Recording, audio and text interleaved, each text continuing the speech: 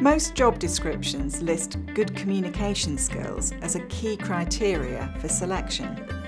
But what exactly are good communication skills? Perhaps the most important communication skill is the ability to communicate a message clearly and in a way which will achieve the result you want. An important communication may need to be planned so that you can be sure that the message is clear. If your communication is too long and complicated, you may lose the listener's or reader's attention. If it is too short, you may miss out vital information or give the impression that you're not really interested in the result. So, part of communicating effectively has to be considering the impact of your message on the reader or listener. And this requires empathy, or the ability to understand how the other person may be receiving your message. It is important to set the right tone.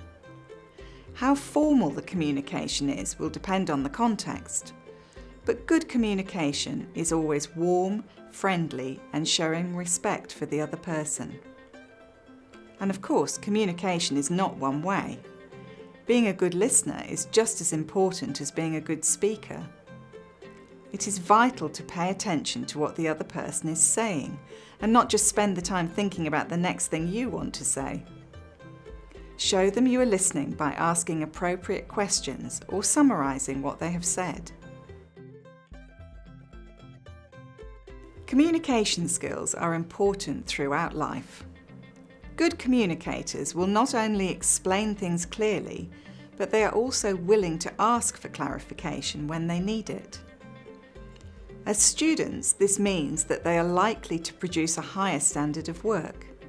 As employees, they will be more effective and make fewer mistakes.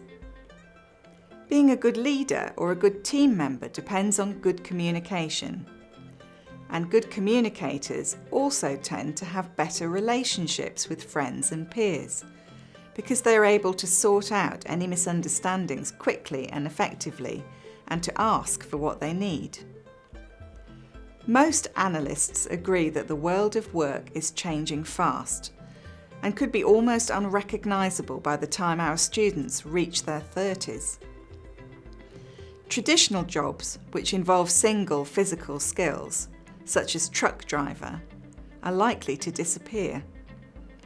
And the jobs which replace them will require interpersonal skills, at which humans, rather than artificial intelligence, are best placed to succeed.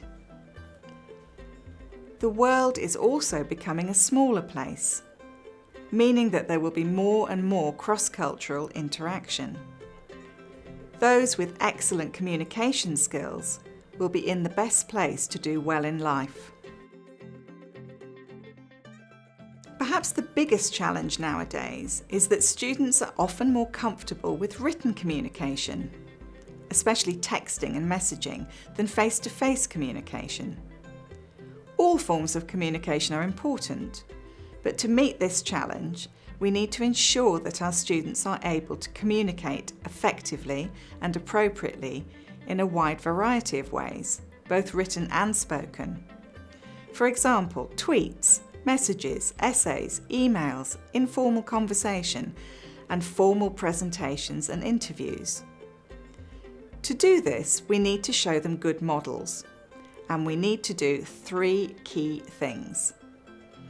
Firstly, help them notice and analyse the skills and language needed to communicate effectively in all these genres. Secondly, give them the opportunity to practice and develop them.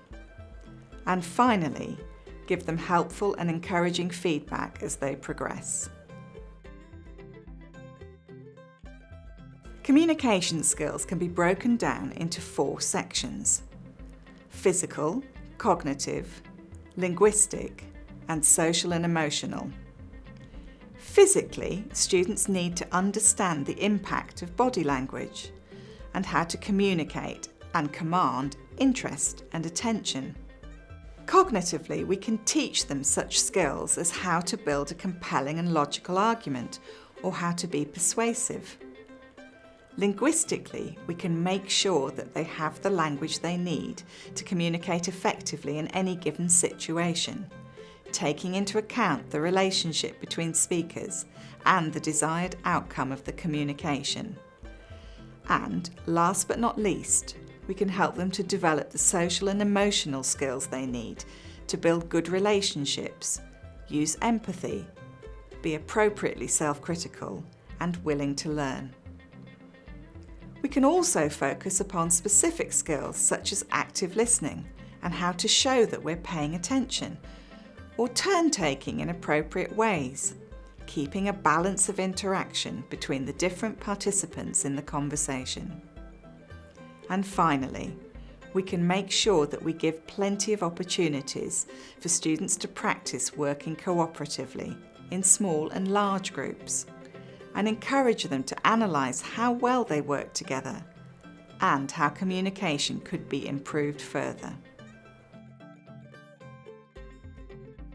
Communication skills are woven throughout the course in High Note, in both the main student book units and of course in the life skills sections. For example, in this life skills lesson, students focus on the skills needed for effective public speaking. This is an important communicative skill, and the students will develop and build on their public speaking skills at each level of the course. Or in this speaking lesson, students practice giving explanations, with an emphasis on communicating clearly and checking understanding. In order to develop good communication skills, students need, firstly, good models of how to communicate, using audio scripts, videos, and examples of writing. Secondly, guidance in analysing both the communication they see, hear and read and their own communication. And thirdly, plenty of practice and feedback so that they can consistently develop their communication skills.